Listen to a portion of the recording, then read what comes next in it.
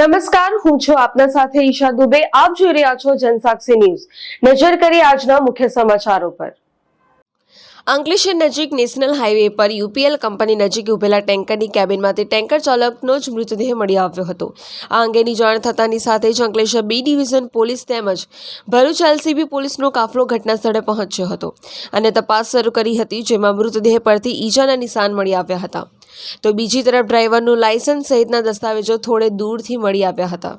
આ મામલામાં પોલીસે એફએસએલ અને ડોગ સ્ક્વોડની મદદ લેતા ટેન્કર ચાલક મૂળ ઉત્તર પ્રદેશના રહેવાસી 42 વર્ષીય હોરીલાલ યાદવની હત્યા થઈ હોવાનું બહાર આવ્યું છે।